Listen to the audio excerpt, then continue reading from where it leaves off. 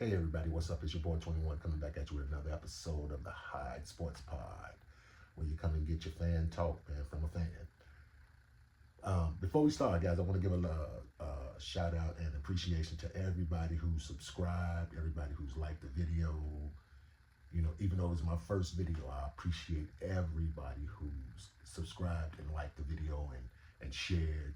You know, for this video, guys, let's turn this into 1,000 views and 1,000 likes, and let's get 1,000 subscribers behind it, man. So, um, you guys, man, clock in, man. See what's going on, man. Low end, stand up, you know, and let's get at it, man. Today, I'm going to talk about the the Sox, the Bulls, and the Cubs. Um, I think it's important right now because these three teams, they have this light that's shining on them as far as um, where they're going. You see, we won't be talking Bears today because we know where they're going and we know how they're going to get there. The one team in Chicago that actually has an identity. So we're going to talk to three teams that's trying to establish them. And we're going to start with the White Sox. For me, the Sox have possibly been the brightest part of the second half of the season in baseball for me because they have been competing. You know, they have guys who have been putting up numbers, guys who are mashing pitches. I mean, there are a lot of guys doing their thing who are looking, making the future look bright in Chicago for the Sox. I said I wasn't going to mention but one name, and that's going to be Josh Giddey. I may mention two. Um, but I think that it's important that the team's perspective is looking better during this point in this junction of the season. They're around 500, man, for the second half of the season. And I think that's what's really important for the structure and the settlement of the the franchise as a whole. I think that they need to be um, more less fearless, less fearful of less fearful of mistakes. You know, they're young and they're exuberant, and these guys, you can see that they're hungry. And I love the fact that they're bringing up some guys to see where they can push this team moving forward, especially in the next season. I think it's important that we give them guys a chance to kind of stand up and stand their ground on getting to the next level of competition in the city, man, and in the MLB. I mean, baseball is a right now sports. You know, if you ain't producing, you know, you gonna be missing. So the Sox look very promising, man, and I like where they're headed. And I think that it's important that the management really continue along the lines of keeping it homegrown, but also making it appealing to the guys outside, you know, Chicago who want to come here and play. With that, guys, we're going to move on to the Cubs in the North Side. I think, boys, just show you how to tell the two cities happen and tell the two sides of town happen. It was popping in the first part of the season. Everybody was good. You know what I mean? Everybody was out here saying, "Yeah, man, the Cubs, they doing their thing," including me. I mean, I like the way they were moving. I like the way they were looking real good. And I mean, they really had set the tone for what I thought the team was. A great running team, a great contact team. Everybody was in sync, except the bullpen. And I've been having that issue with them all season long, man. And I think that if we don't really look at shoring up that bullpen, we're going to miss the beat along the lines of not only the playoffs, but how do we move forward into next year? Because I think we lose sight of how baseball is one of those weirdo sports. You own today and you not tomorrow. That in golf is those weirdo sports to me. And I love them because you can't.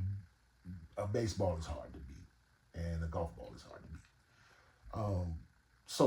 But the Sox really, the Cubs really didn't have a lot of challenge during that first part of the season as far as that how they were moving, during that first part of the season. But I think that they really looked better when they got towards the All-Star break as far as how they were coming into their own. But then they had that little lull, and I think it carried over. Actually, we see that it did. And then having that carryover, you got guys like PCA. I said I wasn't mentioning anybody, but who's struggling. And if you look down the line, up and down the lineup, everybody is struggling.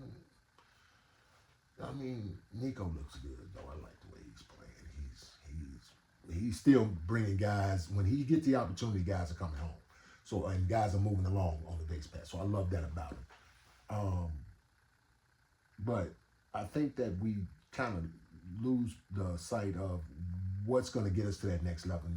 And your bullpen is always either your biggest strength or your Achilles heel. And right now, our bullpen is our Achilles heel because the starting pitching, they lights out right now. I mean, they find the little giblet up there, Jack. And I mean, they shooting at pea-size up there, man. And I mean, it's hard for them to keep that same intensity throughout losing, man. That's tough. But again, they got to win today, so that's important, man. So let's move on, guys. Last but not least, the Chicago Bulls, man. And about about the names that I was gonna mention, and the reason why I'm kind of chuckling is because I'm gonna mention two names from the Bulls that I think are kind of the sticking point as to why the Bulls kind of look the way that they look all the time when they make moves. And that's Josh Giddey and Patrick Williams. And the reason why I say Patrick Williams is because Patrick Williams is the guy that you look at and you say, what are we doing? What is he doing? And where does he fit in? And we're talking about 5 years and going into it, if I'm not mistaken, that he has been under the expectation print of what's going to jump off with you, man. Are you really going to make some sort of move into giving us something that we can see as tangible into, man, we finally got it. And for the past 4 weeks, said, man, it's coming, Jack. No, stop, man. Don't worry about it. It's coming, baby. And he good. He going to be fine, man. And it might even be year 6. I could be wrong, but I just think that, man, we are pulling him into I don't want to say mismanaged because he was able to eat. So it can't be a mismanaged, but I just think a missed opportunity is a better way to say it. Are we getting what we paid for out of Patrick Williams? I mean, P. Will is a very talented and skilled guy. And most people talk about, well, he doesn't have that basketball tenacity, he's not outspoken enough. Well, some guys just don't have that. Some guys just don't do that. Kawhi Leonard not out here making everybody know what he's doing out on the basketball court when he give you that 38 and 16. DeMar, when he give you 40 and yammed on you about 4 or 5 times, you know.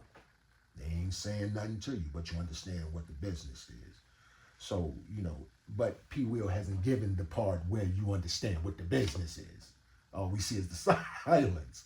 So we're trying to understand why is that particular part of this particular piece to the puzzle that we call the Chicago Bulls it doesn't fit, at least under this current regime.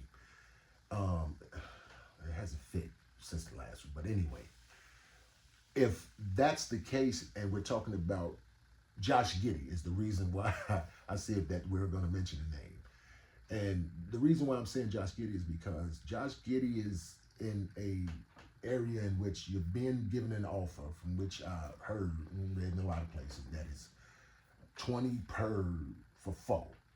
If you're getting 20 per for 4, that's 8. That's 80. And I mean, that's a solid number coming from where you come from and where you, the opportunity that you had to, show what you did. That's a solid number. But from what I'm hearing, his camp and, Giddey are saying, well, 30 is more viable for what we The potential is based on what we did since we've been here. And do I think that that's a fair move to make on his part? I mean, yeah, we're talking about negotiations, but here's the thing that I have an issue with. I have an issue with the way that the Bulls are usually steadfast and, man, we got a free agent, man. Boom, shoot that dope. Yeah, nah, we ain't losing out like that. Not that I do, not what I got. And in this particular instance, I'm wondering why Josh Giddey has been the exception to the rule. So what I'm saying, guys, is that I think that the Bulls may be missing the mark, and if they are, do they sign and trade Josh Giddey in the end for, let's say, the name that's been coming up every time, which is Jonathan Kuminga? And I think if that's the case, then you're now trying to weigh out what's important about, well, what's really your, where are you going from here? You know, what do you see the plan as to this team being a productive, successful, and a team that's going to make the future look bright with based on the guys you have? You have talent on the team. There are some talented guys on this team, but there are a lot of young guys on this team, and that means there's a lot of waiting from this team. So right now, guys, I think that we are in a holding pattern. And I think that the most important thing is that we start paying attention to what moves are being made or the lack thereof, man. Because guys want to stay here to, they gotta, if they want to stay here, man, they gotta get paid here. And, you gotta pay to get played, man. I mean, that's cool, but you gotta want to play to get paid. So in that, guys, we're going to close it out and we're going to wrap it up, man. Look, this video, man, like, share, subscribe. We're looking for 1,000 likes, man, and 1,000 subscribers, man. So let's get at it, y'all. Y'all already know what it is. It's your boy 21, man. I got love for my city, man.